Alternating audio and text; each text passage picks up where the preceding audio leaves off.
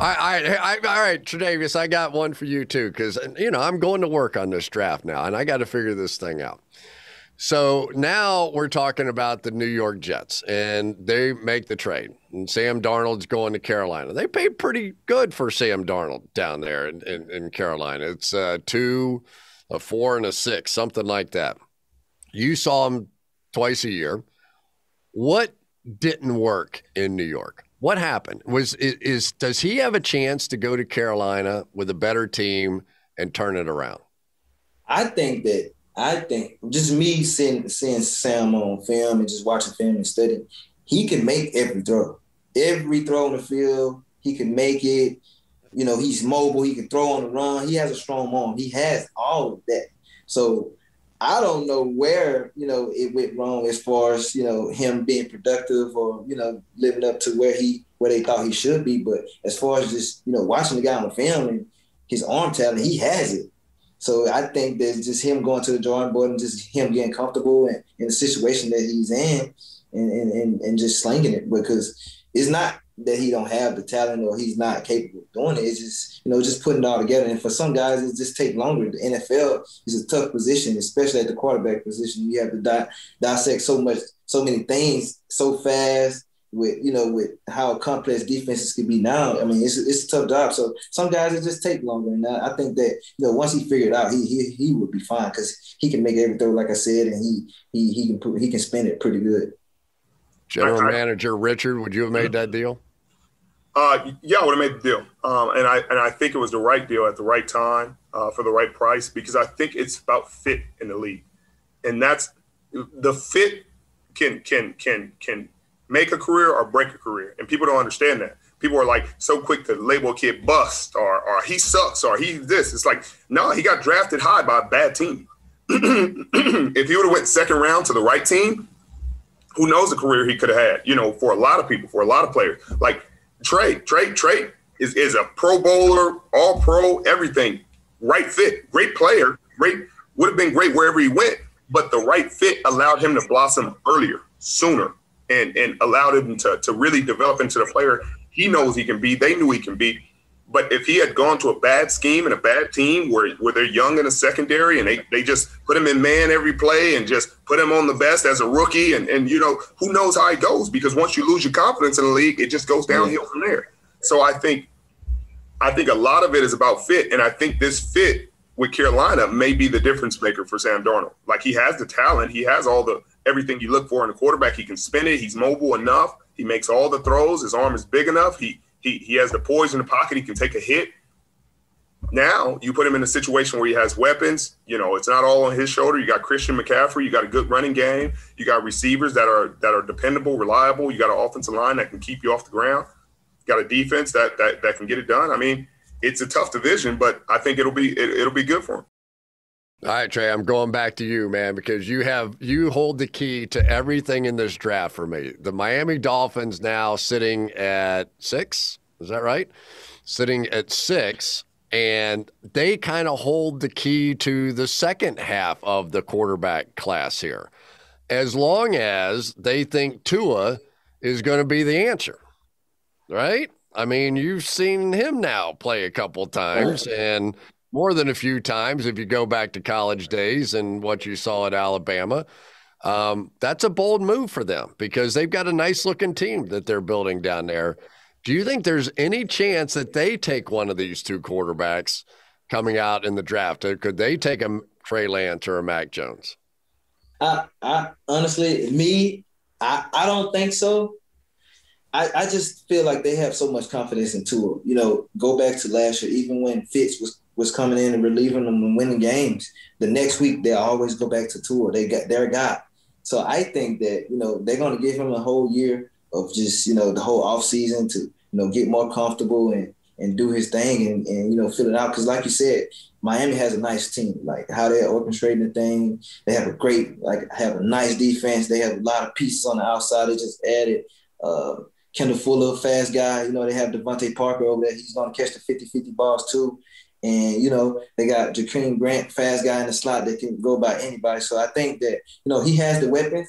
And I think that, it's just going to take him getting comfortable because we all know what he can do, what he did at Alabama for the last 3 years. And then, coming in and just, having an injury. But I think that, going forward, I think that Tua would be Miami's guy. They invested a lot into him and they got pieces around him. So, I think this is the year where they figure out, if he can, he can, carry a team, and I think he will. He's a great young talent. He can move, like I said, and he can spin it too. So I think he'll be tough. I think that he'll be fine. Well, you have experience watching it, right, with Josh this year. I mean, Josh the first 2 years was not Josh Allen this year. I mean, that sucker came on and turned into a player. As you practiced against him and watched him in games this year, what was the difference? What was the switch that flipped on?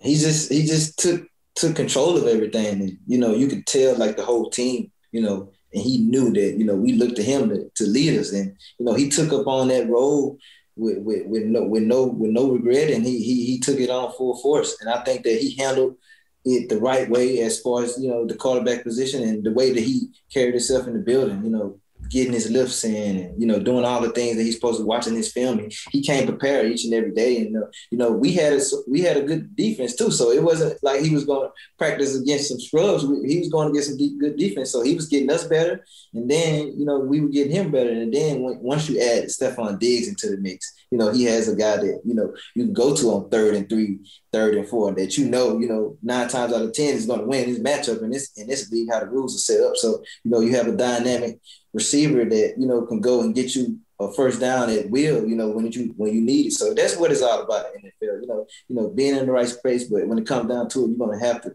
have that player that's going to go out and get you, what you need in crunch situations. So, even running the ball, he's dynamic. He can hurdle guys, So it's a lot of things that Josh could do that a lot of other quarterbacks can't do. Then when you add the weapon that he had with Cole Beasley in the slot, that's a tough cover for anybody.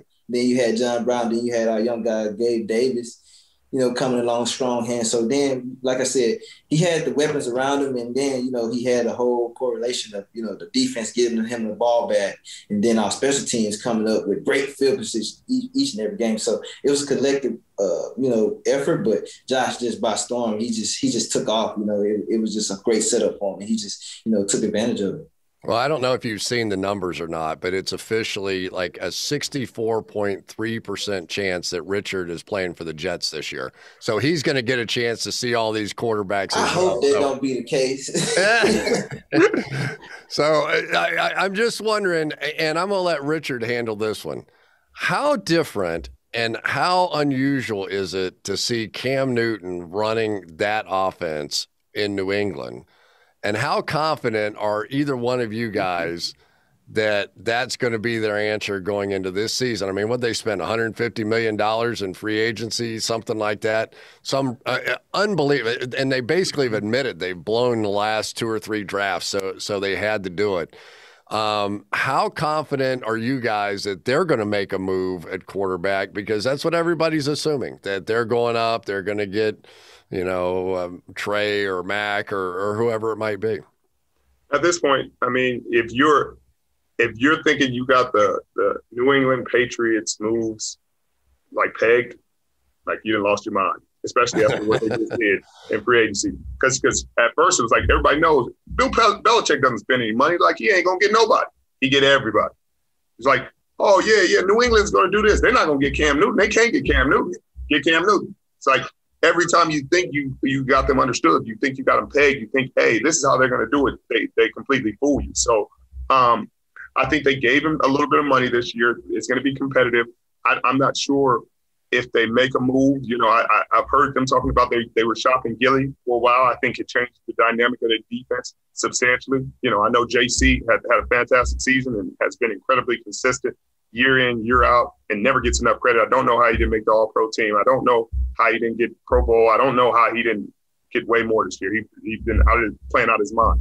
But I think that I just don't know if they have the draft capital to move up high enough. Maybe they try to move with Atlanta because Atlanta doesn't need the quarterback, and their guy will probably still be there in that spot. But I think I think they believe in Cam, and I don't think they surrounded him with enough talent last year. I don't think they surrounded him with enough playmakers, and I think they're going to try it again with him with a more talented roster, with a more talented team, and I think it'll be different. You know, who knows how many games they'll win? Who knows what the situation will be? But I know with a more talented offense, it'll be better results. Trey, you think he's back? Yeah. You think he's a starting quarterback? Yeah, like Richard said, you know, you can see what they did in free agency. They got 2 stud tight ends, you know, and then they go out and they get a couple. They get Nelson Aguilar, you know, and then they get, you know, Richard's boy from San Francisco. So and then they pack their defense with a few LSU guys. So, you know, they got the Von Guy, they got so, you know, they're gonna be competitive. You know what they're trying to do. So, you know, like Richard said, you know, they got Richard, you know, some better options. And then they go back and get Trent Brown at left tackle. So they have a left tackle to protect Cam. So he's gonna have time. So, you know, we know we're gonna see a lot of 12 personnel out of them this year. So but I think that Cam, he's going to do better than he did last year. He got better weapons. He's going to have a better defense too. So we'll see. But the AFC East is going to be pretty good, you know, with the Dolphins and us. I think it's going to be a good year, man. And I'm looking forward to it. Oh, that division is transformed, man. It's crazy what it's become. You know, for the longest time it was New England and Tom's division, and every blue moon somebody else would make it interesting. Buffalo always found a way to give New England hell, you know, regardless of what the records look like. It would always be a good game. The Jets always gave a hard down, but now you guys have become really dominant. Your defense is consistently top 5.